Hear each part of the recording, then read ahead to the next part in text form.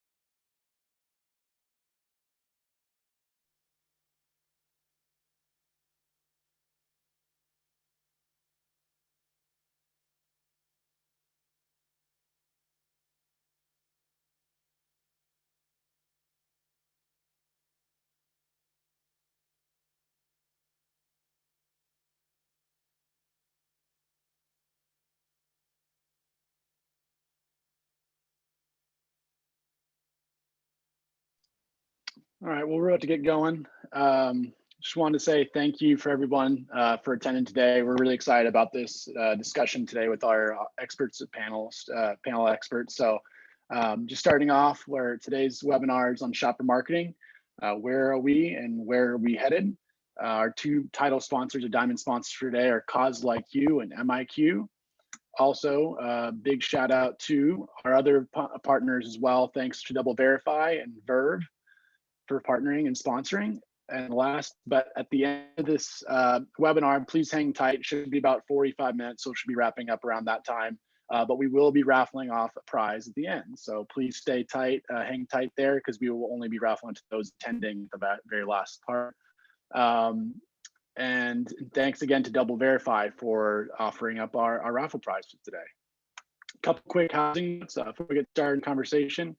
Today, I just want to highlight, just follow us again. We've been having a lot of traction on our social platforms. So please, today is kind of more of a call out for LinkedIn. We've been driving a lot of activity there. So if you've seen some of the posts there and some of the event pages, etc., please follow us there. You can follow us on Facebook, Instagram, Twitter, and also on YouTube for past videos that I've recorded and uploaded there. So just search DFWIMA, DFWIMA, and you'll follow us on there, and we'll get you stay in contact with us there. Stay connected. Another really quick call out. We've been pushing job boards the last couple months. We've been talking about this a lot, but as we're kind of all, with COVID and then kind of still staying remote, we did want to highlight this because there are a lot of new job opportunities out there and it's a new year. So if you have no friends looking, or if you're looking, please go to defwima.org/jobs-board, or you can just go to the defwima.org page and you can find the job board there. But as you can see, we have a lot of great opportunities out there in the marketplace. So please, please, please share with your friends and/or take a look yourself. Another really awesome, exciting aspect of this year for DFWIMA, as we've been shaking things up through the past couple months, is we are going to kick off a mentorship program. So this will be DFWIMA's first. We are looking for 10 mentors with 5 reserves, as well as 10 mentees and 5 reserves. This will grow. We also just want to start off with, not too much, so we don't bite off too much more than we can handle. With 10. So please raise your hand, reach out. We will be sending an email out soon to all of our members. But if you do want to reach out to us, send an email to education@defwima.org. The start date will be in March. It's a duration of 3 months, and you'll only need about 1 hour minimum per month to discuss and talk with your mentor mentees. And then experience for mentees, we're looking for at least 1 to 3 years in the industry, so we can kind of pair you up with more senior experienced mentors in our space. And you'll see we have a Google form that you'll fill out to actually tell us what you're looking to learn and how we can pair you up best with your mentor. So please, we're really excited about this. We think this is a great way to stay connected and really pull together our membership, because really we are, association that has connection with purpose, and learning and sharing and just growing your network is really what we're about. So please, please, please share and just get excited if you have interest in that. Upcoming events, we have our trivia nights coming back. So we're doing this quarterly. This has been an awesome experience every time we've done it. Thanks to Jessica for our October one, our December one. Now we have one in February.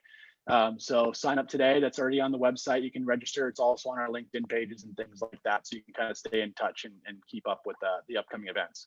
Also, we have OTT and our CTV part 2, which was an exciting conversation we had at the end of last year in March. And then last but not least, we have the EMA Awards coming back up in April. We are going to stick with April. We had to move it last year due to COVID, but you will be seeing messaging coming out soon. We've revamped the awards and a couple more individual awards. So really trying to grab that engagement and more competitive submissions. So you'll see that coming out here in the next week or so. So keep an eye out on that. And if you would like for any opportunities, please email sponsorship@dfwima.org for these upcoming events. There's a quick little highlight of some of the packages we have for the trivia night. It's been really great. We've been getting a lot of exposure on these. So please, please, please, if you're interested, let us know. First come, first serve on those. Also, just last but not least, wanted to highlight that we do have pretty much a calendar year set up. TBD obviously on some timing, or not timing, the dates are there accurate, but some of the webinars and things like that, we might tweak here and there on topics, but at least you know that we do have a full year planned out, that we will have a monthly event and you can stay connected and bring your friends and more people to involved. With that, I'd love to turn it over to David from the programming team to help us take us through the set up the event. Thank you, Chris.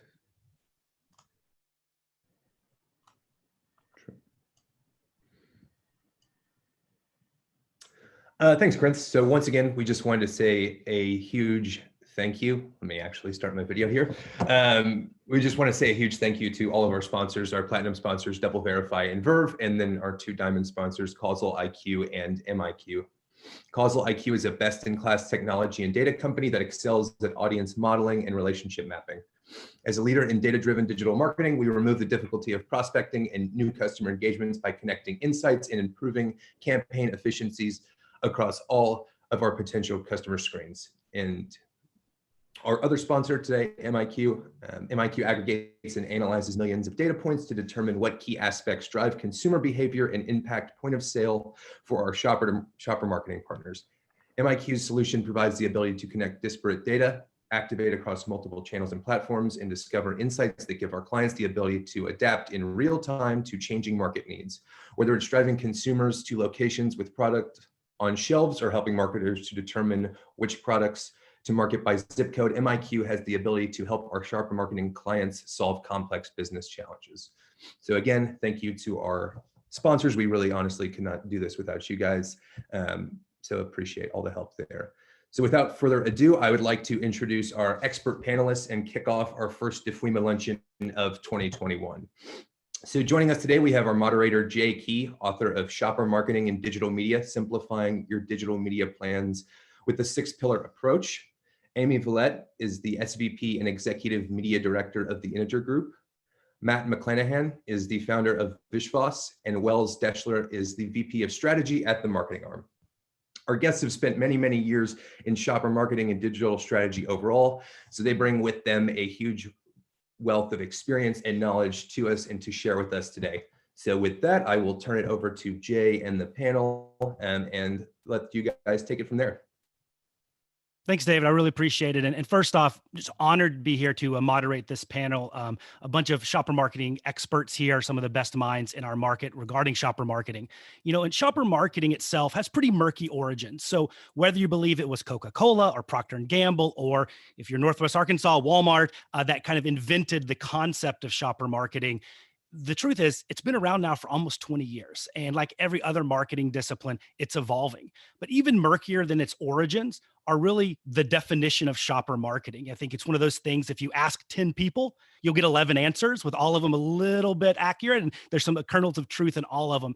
So I actually thought that would be the best place to kick off this panel, is really to go to our panelists and ask them how they define shopper marketing and what it means to them. So I'll start off, Matt, you can kick it off, and then we'll go to Amy and Wells.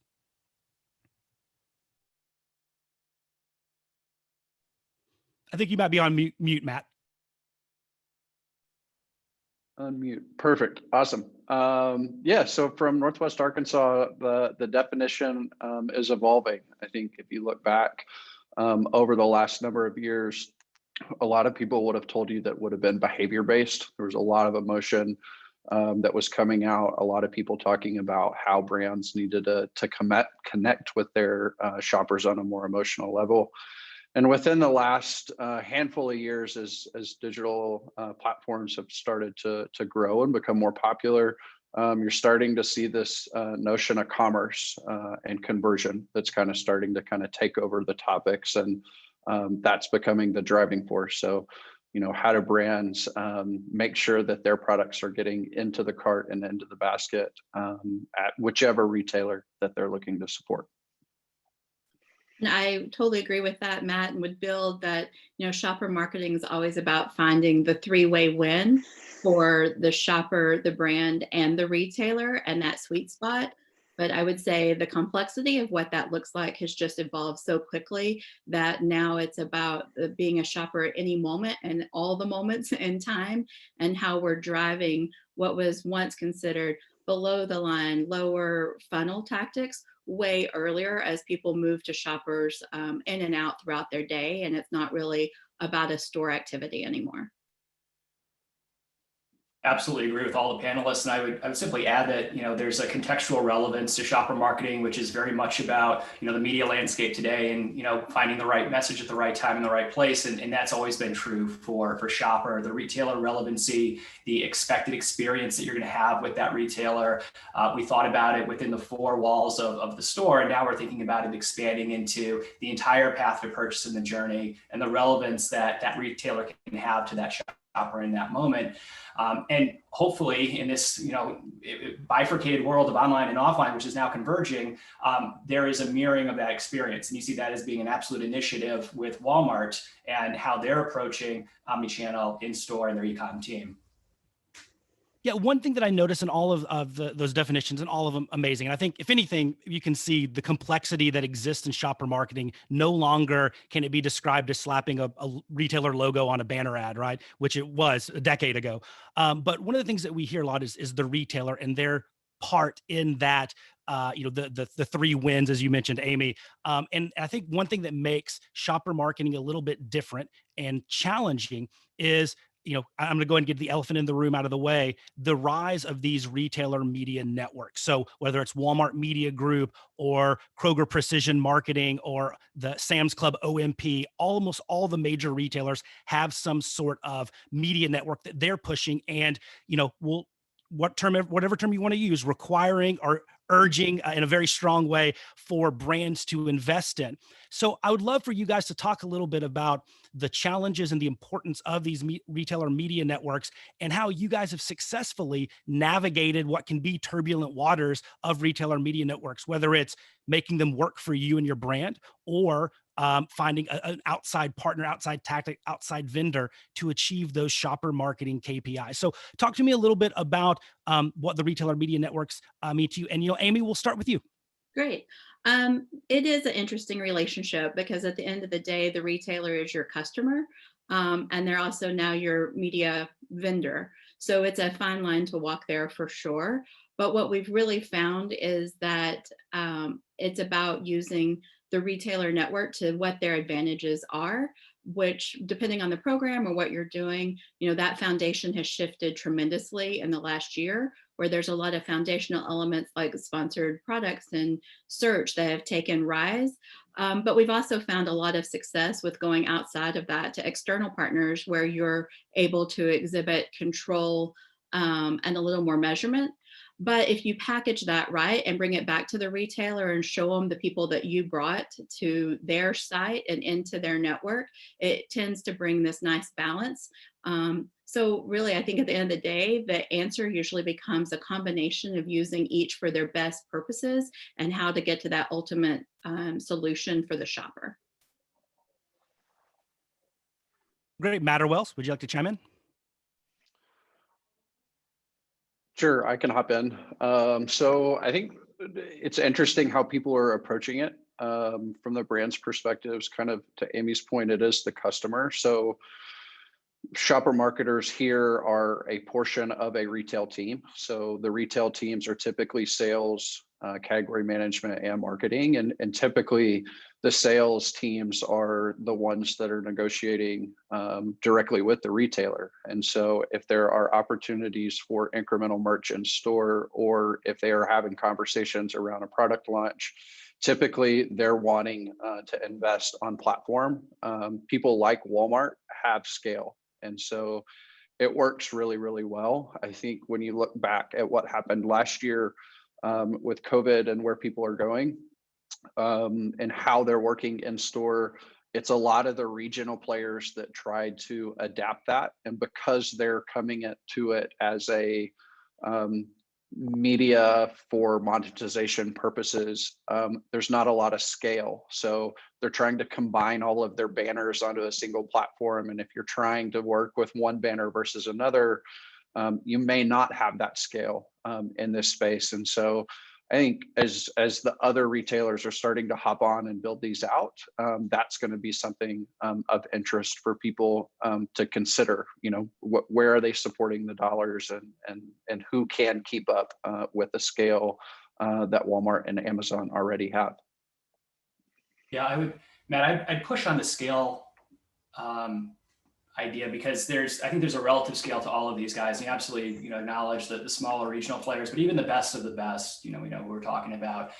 There is sort of, a limit to that sea that you can fish in. And so, once you go programmatic outside, offsite, off of their platform, you are going to be able to obviously capture and target a lot more than you could necessarily on-site or within the reach of those media partners from the retailer. So at the end of the day, it is absolutely complementary. And I think that, Jay was saying there's the slotting fee, the obligatory spend that you have to commit to. And you have to ask yourself, when is that pay to play necessary to simply be in the game? And when can you push back and say, I'm driving foot traffic relevance, zero party data that new people are opting into that grows your CRM. That becomes beneficial. And we look at it from an AOP standpoint so that we're not creating these transactions on a drive period basis. We're taking a look at the full year, trying to establish what would be sort of a promise spend, so to speak, but then also showcase how relative to the drive period, the product mix, whatever that might be, there might be a more appropriate place to spend. And so that just goes back to the theme of it's a complementary approach, and it's going to be now and into the future for sure. So, Wells, let's dive a little bit deeper on that one, because it's a great point. And absolutely, as the retailers are trying to convince a lot of organizations that, hey, we have the handle on a walled garden around Walmart first party data, around Kroger first party data. That's the most important thing, when we know there's more to a successful program for a brand than data. You got to take in the attribution, the media, the technology, everything that kind of wraps into a successful program. So what would be your advice to a shopper marketer or a vendor partner trying to convince a shopper marketer that, hey, even though we understand Walmart or Kroger or Albertsons or Dollar General are pushing this, here's how the best way to talk to them and say, here's why our program, a third-party partnership with, vendor partner X makes sense. So what kind of goes into that conversation to really educate them and really push back on the retailer? I think it's reciprocal commitment at the end of the day. And one of the biggest things you can do is sort of establish what your KPI is relative to theirs. And they're going to be, looking at some ROI measures. But if we can establish reporting cadences that allow us to inform our campaigns, then there's a flywheel that's created both on-site and off-site. So I think there's a line of communication, just sort of setting expectations from a campaign standpoint at the beginning that can sort of unlock some of those opportunities.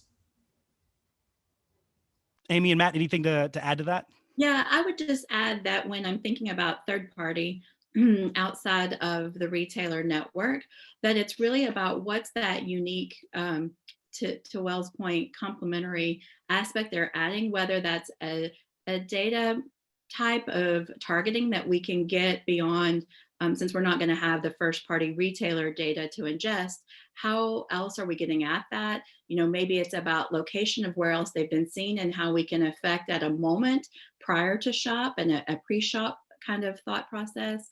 Is it about footfall, where we're looking at lift that we can then take and package back to our sales team to as part of our sales deck and our sell-in to say, this is what we've done and where we're seeing success. That might be something unique that we're bringing to our retailer.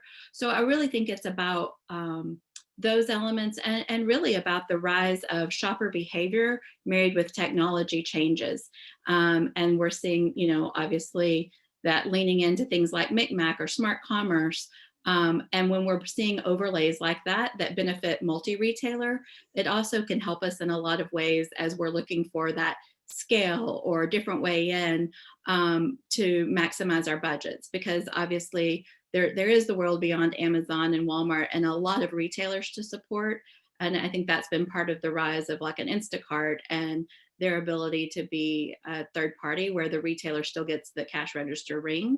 And so how are we finding places that still appease the retailer and we still get a check mark, but we're able to have that control and maybe more of a multi-retailer scaled approach?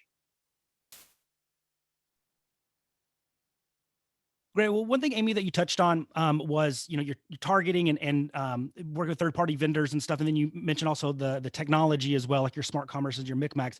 And so that's kind of on the front end. On the back end, and which I think ties into not only how can I run this program outside of the retailer media network, but did it work and did it achieve my shopper marketing KPI? So can you talk to us, or this is for any of the panelists, about some of the partners, some of the technology or partners or data sources out there that are really specific to shopper marketing that will allow you to really showcase that you achieved the shopper marketing KPI, whether it's incremental sales lift, RSI, Pathformance, those guys. I was curious if you've seen anybody really on the cutting edge to be able to help brands prove out that their non-retailer media network programs are doing a really good job. Yeah, I think that it's a really interesting conversation right now because we haven't had access to first-party retailer sales to tie back to direct correlation. And now you're with sponsored products and all of these kind of things. I think a lot of companies are kind of getting stuck with the needle in the vein where they're getting used to the ROAS that they're seeing and all of that. And we really have to think about what are the other measures and how can we drive that. I was kind of leaning towards Micmac and smart commerce and the things that we're seeing that we can measure. Location has been, a hero over the past few years. Yeah, I think it's tricky because that's been probably the hardest part of shopper is to tie back to specific tactic and those sales. And so, we're always looking to solve that with different creative solutions. So any third-party vendor that has a unique way to tie that back together, I think has a leg up in this space. I would add to that and say that shopper marketing and shopper marketers in general have typically risen through the ranks of their organizations with data sources like IRI and a lot of panel-based data of how they use to judge success of programs. And so a lot of times what happens is if you work with third-party vendors outside of the media network, then those are all coming in as quote unquote added value sales lift studies. And what people don't realize is the majority of those reports are going to be done at a test and control level that use unit movement in store. And so trying to think about that as a marketer and say, okay, where are we taking people? Are we taking them to a .com and expecting a .com purchase, or are we taking them to the store and just understanding what all of those components look like? Because the retailers are only going to keep their conversion data on site and kind of through their platforms. And so there are a number of people in this space that are getting closer to solving some of those challenges and bringing different metrics to the table. But that's a piece of how they all think about it. So trying to understand, where's it coming from, what they're measuring, and what is it actually measuring is part of the equation. Great, Matt. Yeah, and the one thing that I'd like to mention also is there are companies like an RSI and stuff that are getting to statistically significant incremental sales lift. But to your point, it's the same way that we used to measure in-store advertising and shelf talks and things like that, where it's never going to be one-to-one. But it is exciting to see a lot more of our digital partners and vendors, taking and partnering with companies like them and Pathformance and other things to at least get something that you can, hold up in the air and say, hey, this delivered. At least I'm 85% confident it delivered this type of sales lift. So it's exciting place. So enough about the retailer media networks. I know we've talked about them quite a bit here. It is a big part of shopper marketing. But the other big thing that I think everybody's talking about is really what's changed with shopper marketing, especially in the world of the retailer post-pandemic, right? With the rise of the adoption rates of click and collect and grocery pickup, of course, the personal shopper apps like Instacart and Shipt and Uber Eats, everything has become really a big part of the shopper marketing and equation for success. So I'd love to hear you guys talk about really just the big change that you've seen this year, if any, and then how it's kind of impacted you guys and how you've really coached your clients and your partners to adjust to it and set them up for success. So Wells, I'll start with you on this one. Yeah, we talk about what it takes to create a permanent behavior, and enough time has passed that a lot of these behaviors that we've engaged in over the last 9 to 12 months are going to sustain, to your point, Jay. So what we have to ask ourselves is what becomes then sort of the practical functional need of everyday household items that are probably going to maintain larger quantities in our home. Like I built a shelf to have toilet paper and paper towels on hand by the dozen, and I will continue to do that even if they're already readily available, because there is just this emotional component now that must be satisfied moving forward. So the auto fulfillment and all of that will play a huge role. I think when you move from a physical shelf to a digital shelf, the opportunity to trade somebody in becomes much smaller. You're probably trading somebody over. You're probably trading somebody up from a pack size into a larger pack size. So you can derive margin and value there. But what retailers have to ask themselves is, what will be the role of the store and the experience that they create? Because when we come out of lockdown, everybody is going to be in this sort of experience, in this very sort of experiential world of wanting to connect, and there will be a revival of society. The physical location of stores will be very powerful in creating that community and that connection. How can brands show up, enable that, and be an extension of their brand promise or their brand benefits, product benefits? Yeah, I would add to that. Like, I think over the last year, the numbers I've seen thrown around are anywhere from 5 to 10 years acceleration that happened in 1 year. And while that's very exciting and it's refreshed a lot of CPG, especially for food and beverage and at-home cooking and meals, and that's been an amazing ride. The thing that we also have to think about is, what does true growth look like instead of just shifting, which is, I think, kind of where you were, Wells, is what does growth look like?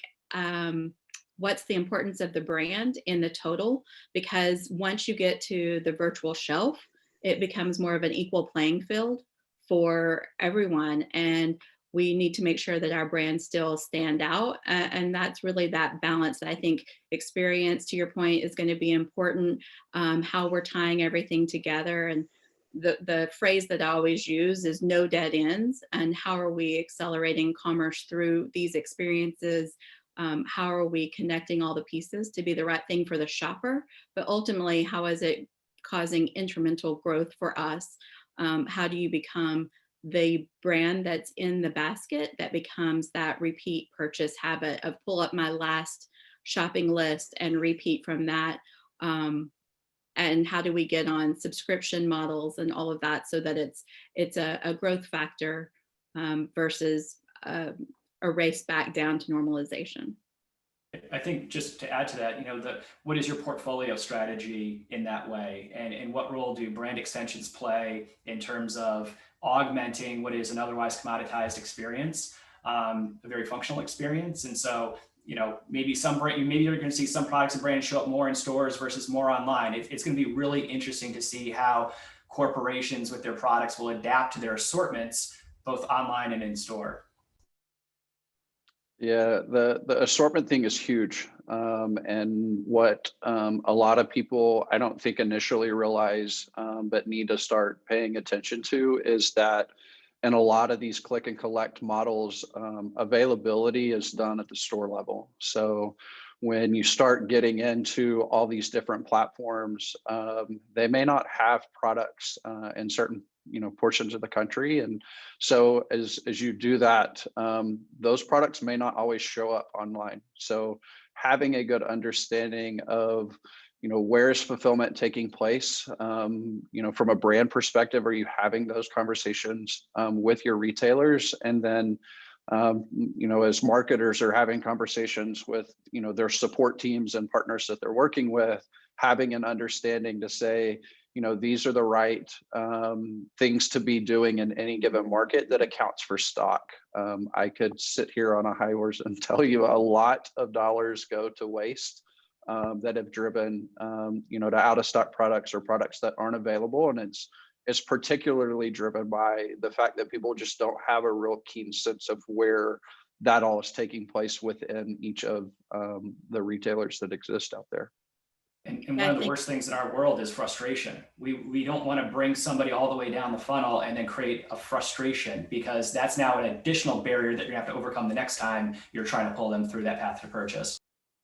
Yep.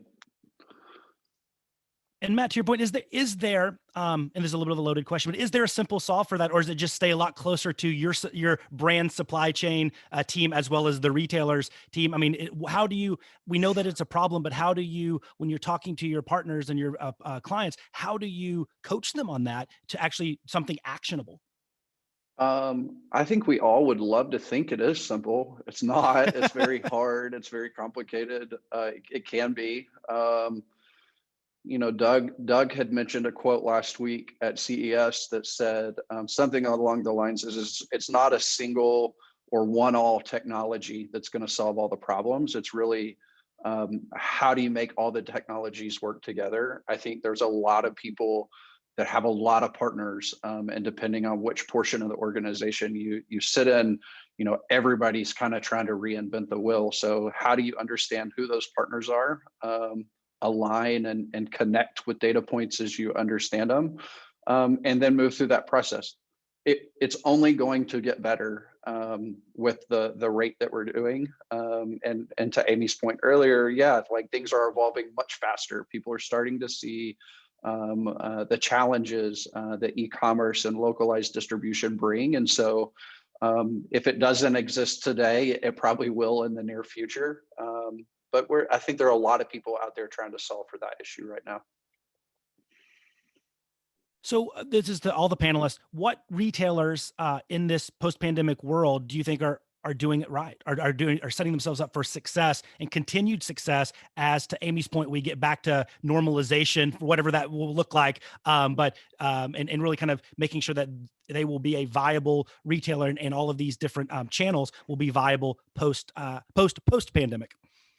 I mean, I think Kroger in the grocery space has been a long leader, and it's probably easy to point to as one of the best in class. But what I like about Kroger is that they also focus on inspiration, because they know how important that is to their shoppers. So, I think Target and Kroger I kind of put in that same space, whether Roundel has it all figured out yet, or, their partnership with Criteo and things like that can be, you have to maneuver through all of that. But I do think that Kroger has a wide variety of offerings. They are trying to get more into that marketplace and go after a Walmart and Amazon. So it'll be really interesting to see how that plays out. But I think they're doing it well. Dollar General maybe not be, I mean, it's interesting playing in their network, but they stay true to who they are. So sometimes it's hard to be in the Dollar General look and feel, and they're focused on value and, yellow and black and all the requirements that are there. But I do respect in some ways that they stay pure to who their shoppers are and what they expect, whether it's always exactly what you want for your brand or not. I mean, I think there's something to be said to that they've probably walked away from deals and dollar monetary just because it wasn't necessarily Dollar General and on their path. So those are two that kind of, I mean, when you, besides the obvious of Amazon and Walmart, those are the two that kind of come to mind. From a non-CPG perspective, I work on Goodyear tires, and I've been impressed with the car dealer channel, specifically like Cadillac, adopting sort of a new path to purchase in a pandemic where everything was virtual, and the obligation of going to a dealership and committing yourself to so many hours and it being so much on their terms. They have flipped that equation in a very positive way with a very sort of low lift from the shopper, the consumer.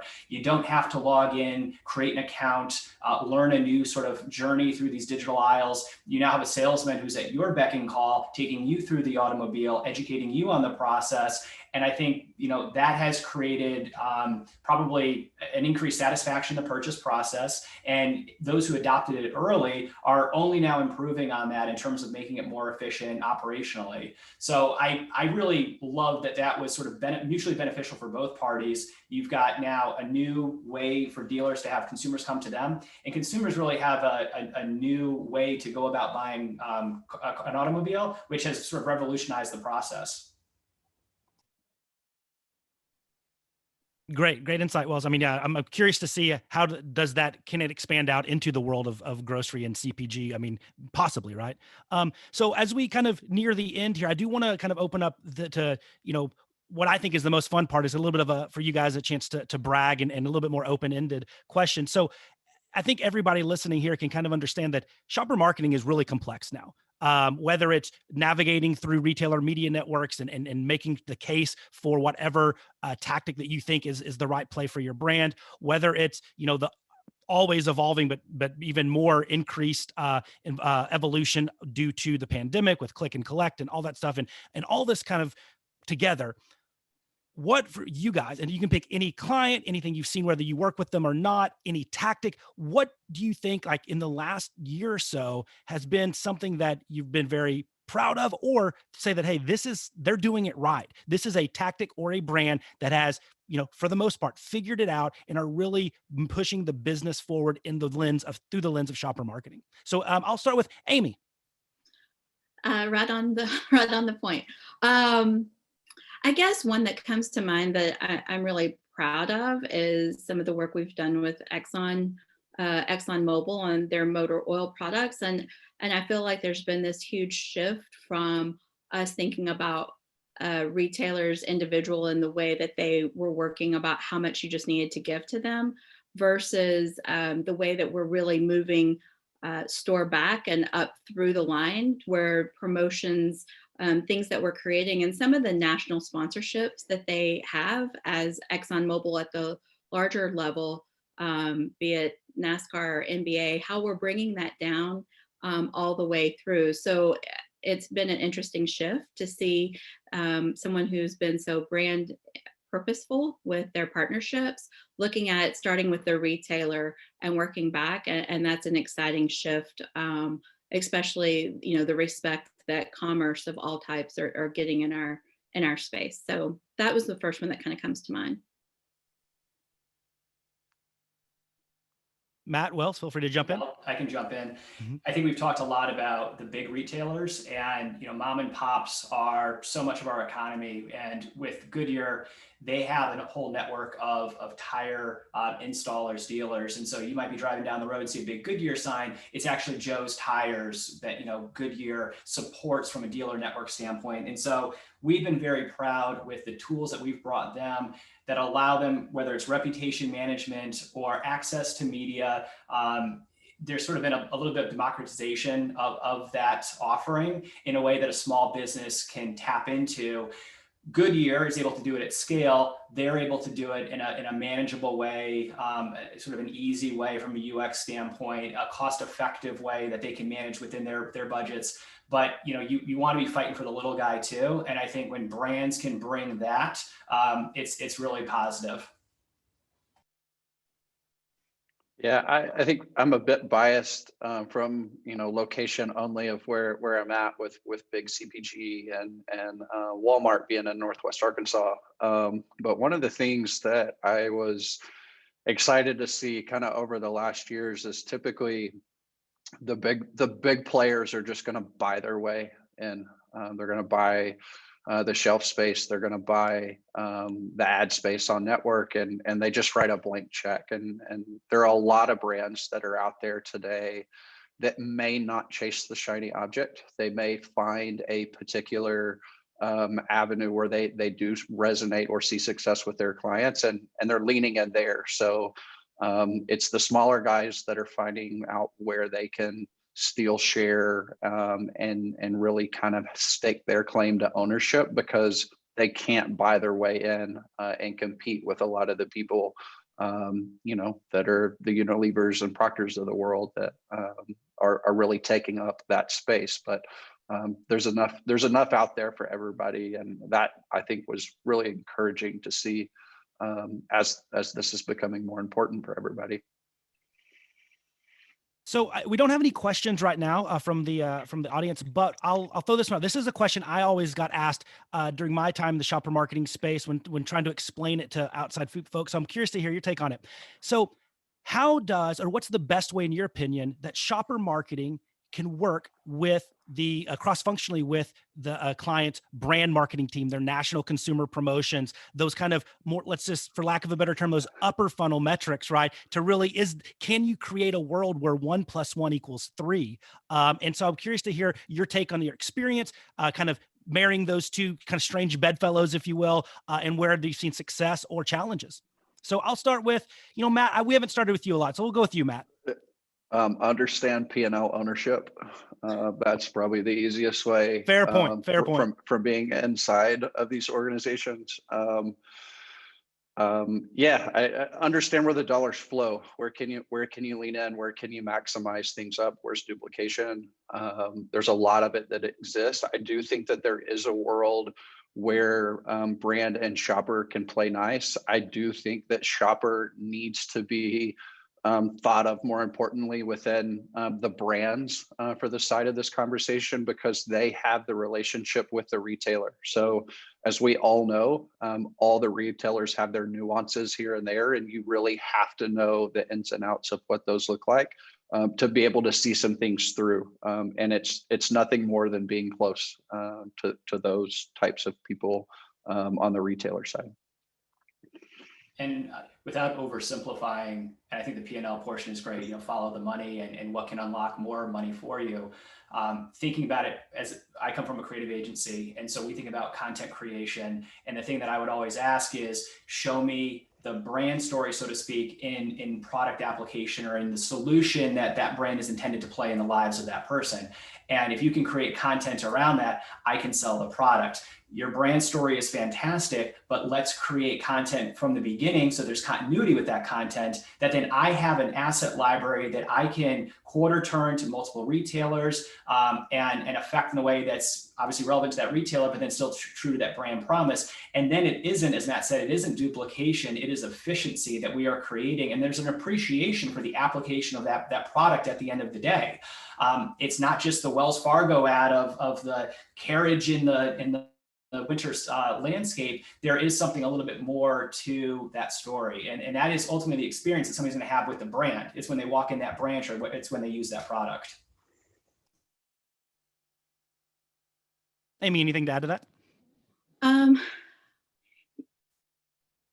I was kind of just thinking about the way that we play with partners on every account that I think we have. We play that relationship. And really, I was distilling it down to the couple of key factors that I think have made us successful of playing in the sandbox well together.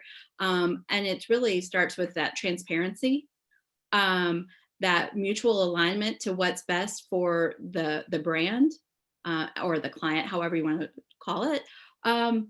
And it's also holding accountability, mutual accountability, that we're working towards the same goal. So we're centralizing data, we're rolling it up together to say, are we driving that action?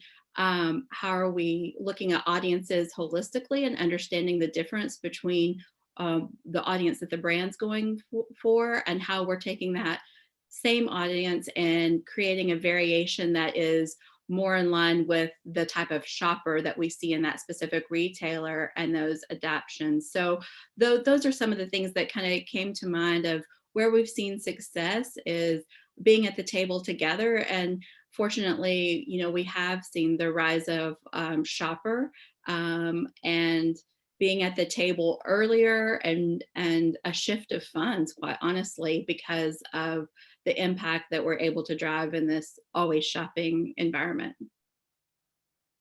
Great. So a couple quick questions here. We're running a little short on time, so we can keep it pretty brief. The first one comes from Sarah Larkin. So thank you for the question. And just ask, are we concerned about the recent announcement of the iOS 14 changes and how that may affect your offsite spend or brand's offsite spend for the CPG clients?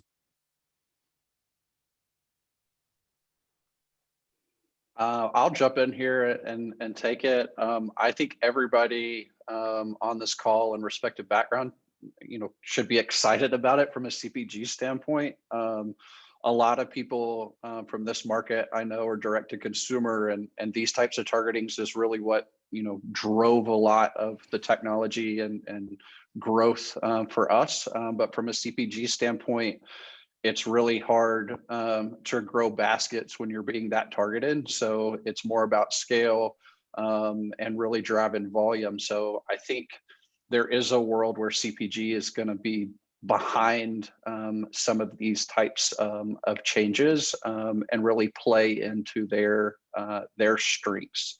It'll hurt for the small incumbent brands that pop up, but the large players, I think, will continue on just as is. So one other great question that came through from Andrew Katz, and it's all the panelists here, and is that what, if there's anything high level that you wish you had from the vendor community, from the solutions provider community, what would that be to help your clients within the world of shopper marketing? Jump in quickly. There's always the chatbot feature that you get asked for. I want a chatbot.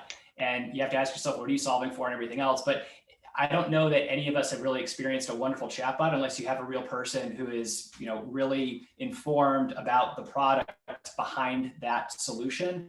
Otherwise, it just kind of falls flat. So I think there's an expectation for shoppers to get an immediate response, the availability of a brain to answer questions. And so I joke when I say a chatbot, but that sort of functionality, which at scale and efficiently, because of AI or whatever, can deliver on a vast majority of the questions or the things that a consumer is going to want to ask, that then hopefully gets them over that hurdle and gets them closer to that purchase.